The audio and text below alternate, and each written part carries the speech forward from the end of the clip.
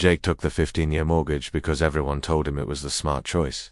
Every finance channel, every podcast host, every personal finance book repeated the same sentence over and over again. If you can afford the higher payment, take the shorter loan and save hundreds of thousands in interest. Marcus looked at the exact same house and made the exact opposite decision. Same lender, same neighborhood, same week, same market, same economy. But Marcus chose the 30-year mortgage because he wanted lower payments, flexibility, and breathing room in case life got messy. Both men believed they were being responsible adults. Both men believed they understood the math. And both men were wrong in completely different ways. Because there is a third path hiding underneath this entire conversation. A path almost nobody talks about because it requires something rare. Not intelligence, not a high income, not perfect market timing, but consistency. The internet loves simple financial rules because simple rules feel safe. 15-year mortgage equals disciplined. 30-year mortgage equals irresponsible. End of conversation. But real wealth does not care about emotional slogans. Wealth responds to mathematics, behavior, and time. And when you actually run the numbers over 30 years instead of 3, the entire conversation changes. This is not really a story about mortgages. It is a story about how people misunderstand leverage, liquidity, compounding, inflation, and human behavior. The mortgage is just the stage where all those forces collide.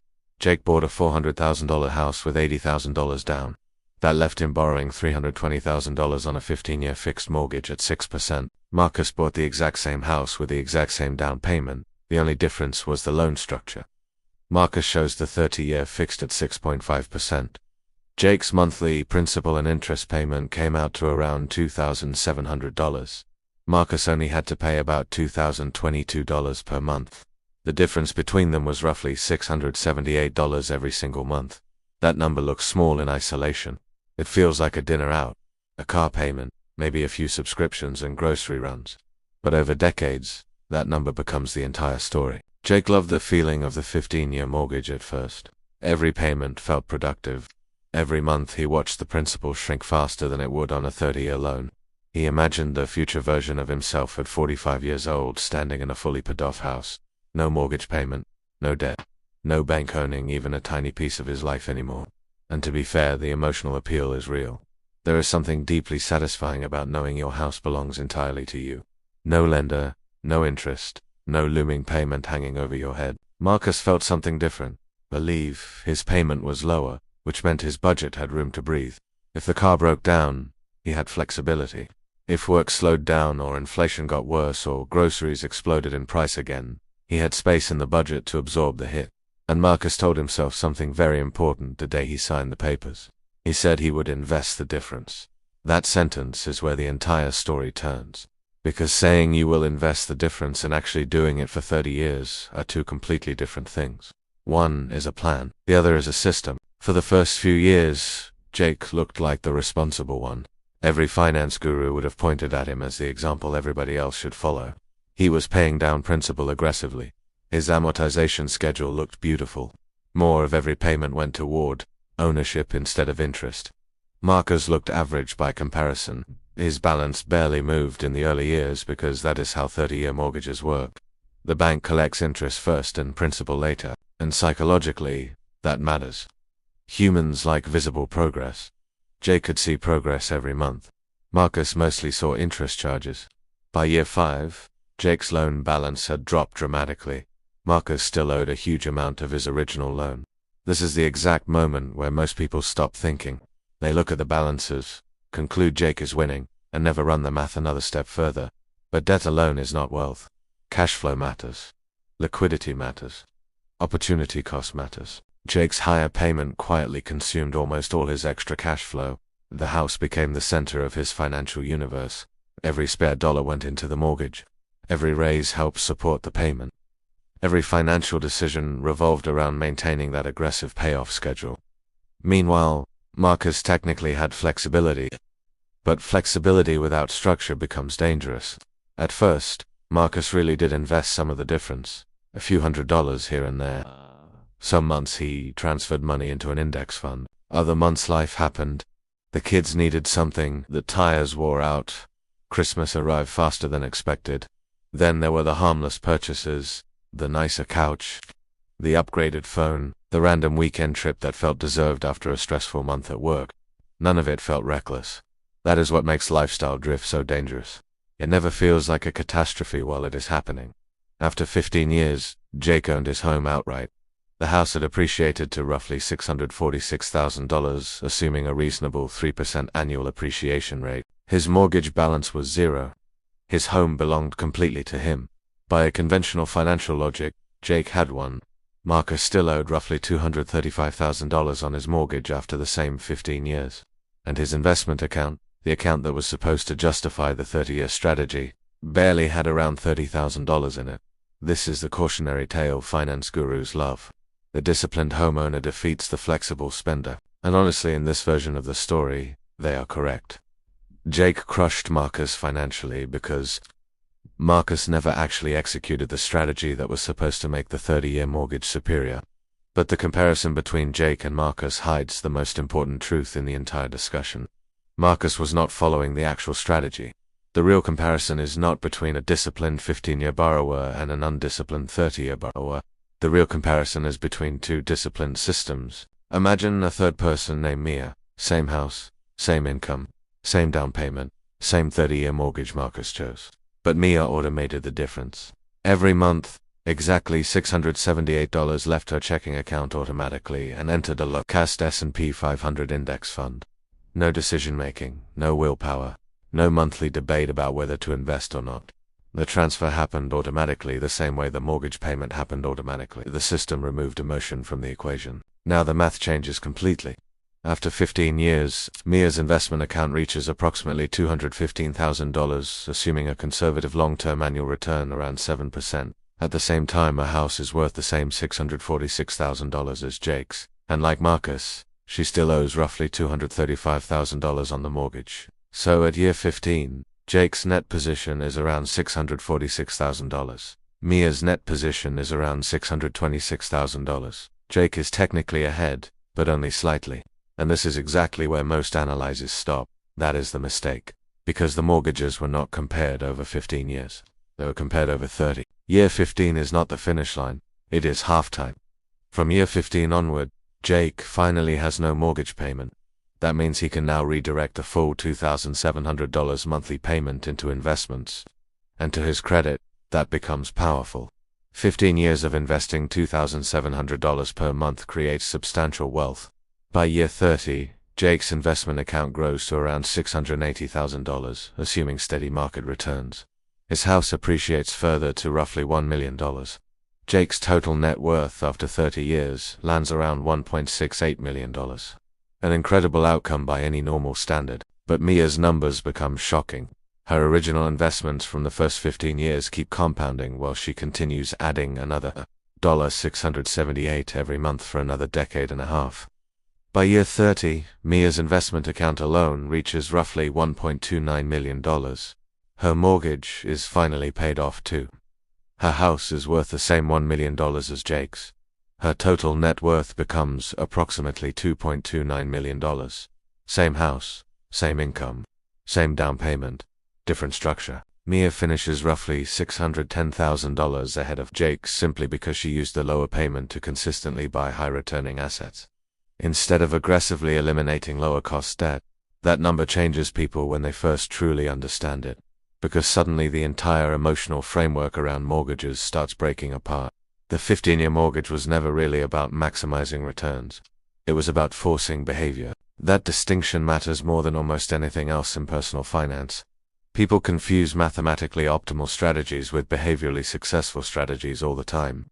Mathematically, long-term equities historically outperform mortgage rates over long periods. Behaviorally, most humans fail to consistently invest the difference. The gurus recommending 15-year mortgages understand something painful about human nature. Most people cannot trust themselves with options. Give people extra monthly cash flow and they rarely invest all of it consistently for decades. The money leaks away slowly through lifestyle inflation. That does not make the math wrong. It makes human behavior unreliable. And this is where automation becomes the most important concept in the entire video. Automation is what transforms a theoretical strategy into a real one. Mia did not beat Jake because she was smarter. She beat him because she removed herself from the process. Every month the money moved automatically into investments before she had the chance to spend it somewhere else. The system created discipline without requiring motivation. This is how most wealth is actually built in the real world. Not through dramatic financial genius, but through boring systems repeated for decades. Now let's talk about something most people ignore completely when discussing mortgages. Liquidity. Jake's wealth became concentrated inside a house. On paper he looked rich, but houses are illiquid assets. You cannot buy groceries with kitchen equity. You cannot pay medical bills with your roof. If Jake suddenly needed cash, his options were ugly. Sell the house, open a HELOC, refinance, borrow against the asset again. All of those options depend on market conditions, lender approval, and timing. During recessions, banks tighten lending exactly when people need liquidity most. Mia's wealth looked different. A massive portion of it existed inside a brokerage account. That means flexibility, accessibility, optionality. If life exploded tomorrow, Mia could access capital without selling her home. That matters more than most people realize. Then, there is inflation. This is where long mortgages become strangely powerful. A fixed-rate mortgage becomes cheaper in real terms every single year inflation exists. The payment stays fixed while wages, prices, and asset values rise around it.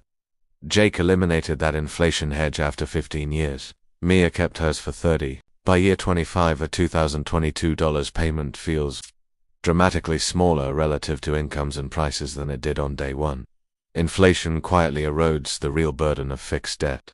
That sounds backwards to people because debt emotionally feels dangerous.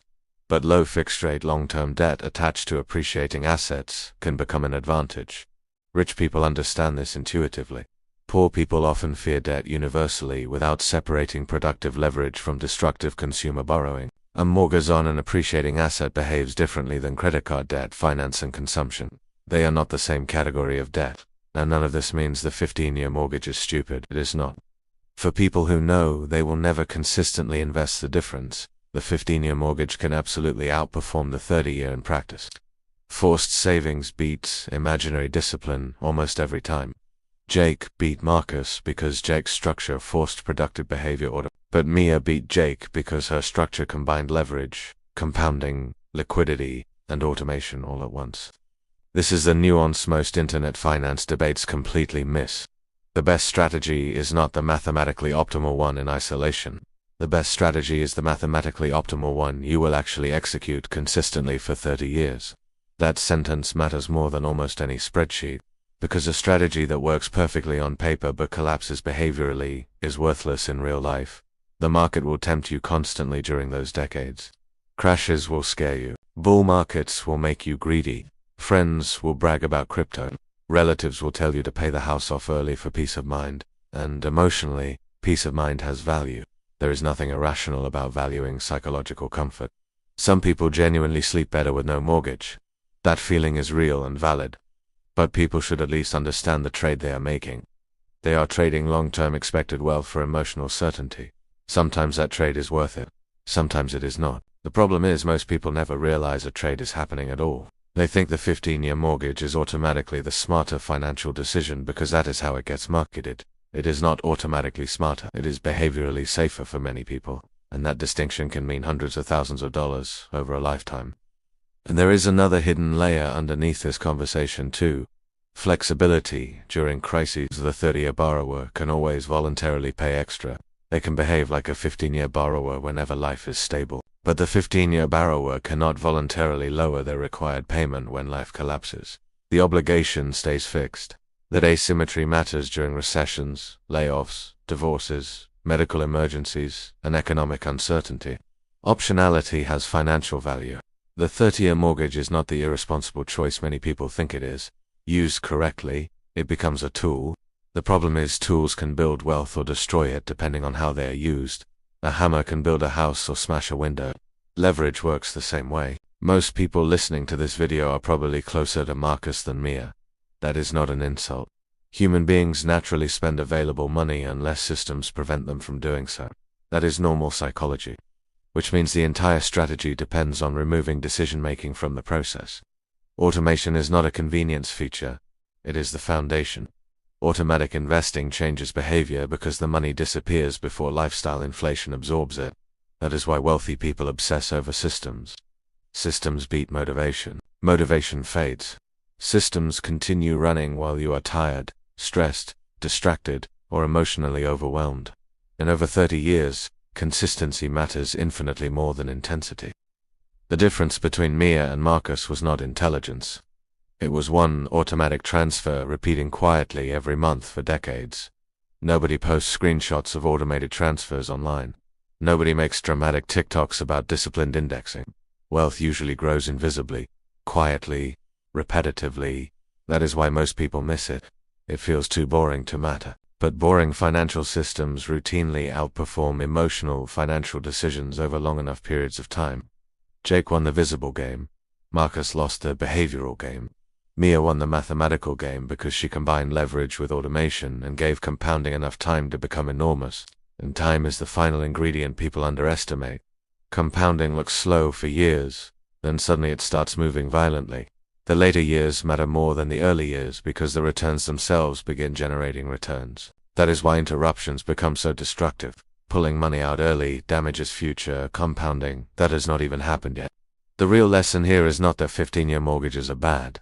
The real lesson is that financial products themselves matter less than the behavioral systems attached to them. A mediocre strategy executed consistently for 30 years often beats a brilliant strategy abandoned halfway through. Most wealth is not built through perfect financial decisions. It is built through avoiding catastrophic behavioral mistakes long enough for compounding to work. And that is why this debate matters so much. Because the mortgage decision is not just a housing decision. It becomes a behavioral framework that quietly shapes your entire financial life for decades.